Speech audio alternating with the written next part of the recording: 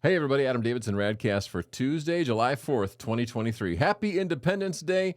May your friends and family celebrate the freedoms that we have in the U.S. and may no one lose a finger. Here's Galatians chapter 5:1. By the way, we're just taking a break from our Evil series. We'll pick it back up again tomorrow. And also, one more thing.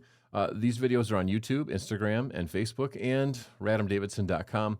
Normally, I get them up by 6:30 a.m., but with Lexi out of school, the holiday, things are just sort of scrambled. So right now, I figure I'd rather do them later in the day than not do them. So if you're out of sync, I'm sorry, because I know some of you make this a part of your day. We'll get back at it once we get through probably July. So stick with me. We're just kind of changing things up, but then once we get through that, we'll be back at it. All right, hear this word from Galatians chapter 5, verse 1. This is the Apostle Paul talking about Jesus. He says, "It is for freedom that Christ has set us free. Stand firm then, and do not let yourselves be burdened again by a yoke of slavery." And that is the word of the Lord. 3 things I'm going to tell you. This is a micro sermon, 3 points, no poem, just 3 points. 1, we remember that the gospel is the only true freedom in this world. We have governments that provide freedom, not just the United States, but many. We have workplaces that provide freedom to work at home. We have schools that provide freedom to skip homework if you want to. We have freedoms on the road. We have freedoms to light off fireworks. We have freedoms to this, that, and the other thing. People want to be set free from disease and sickness and depression and anxiety. They want to be set free from the pains of the past. They want to be set free from worry about the future. A lot of us have really good lives on the outside and, display a stellar life, but inside we're deteriorating and are trapped. Maybe we're trapped by our own credit debt or trapped by a situation we put ourselves in that was just kind of unwise. It doesn't matter. Every human being longs for freedom, so much so that it pushes us toward evil, thus Adam and Eve saying we're missing out by not eating from this tree of life. So anyway, that whole thing. So just, again, I'm a pastor. I'm also a follower of Jesus, and first and foremost a follower of Jesus. And I can tell you that you will never find true joy in anything but Jesus Christ. And so Paul says it is for freedom that Christ has set us free.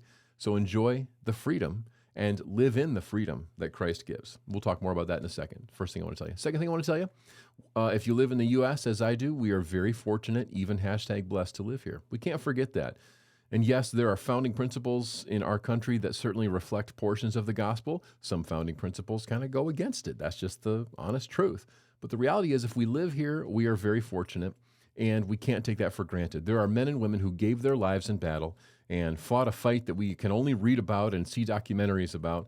And AI will, of course, produce an even more advanced documentary in the future about it. But there are freedoms that we have that we shall not take for granted here in the U.S. And I'm grateful for that, and I'm grateful that I get to live here.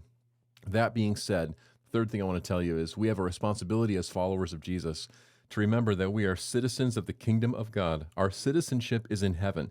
We travel and live on this earth temporarily. We are citizens of the United States or Canada or Brazil or the UK, what have you, but our true citizenship is in heaven. When I was in school, I was in grade school, I was a 12th grader, I was a 10th grader, I was a 4th grader. That was certainly part of my identity and where I was at in the academic journey, but it didn't really define me entirely. I had some identity with that grade and having to master mathematics, which I never really did. In much the same way, we are followers of Jesus, citizens of the kingdom of heaven, which is eternal. We also happen to be citizens of a certain nation, in my case, the United States, which is not eternal. As much as it seems like this eternal promised land, it's really, really not.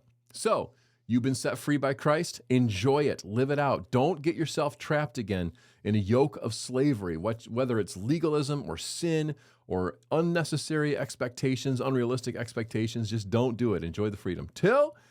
Don't forget how good it is to live here and be grateful for the sacrifice and what people have done to make it possible for us to be safe and free. It's a beautiful thing. 3, the only true freedom is in Jesus. That's why you'll never be happy with whoever's president, because Jesus is the only perfect political leader.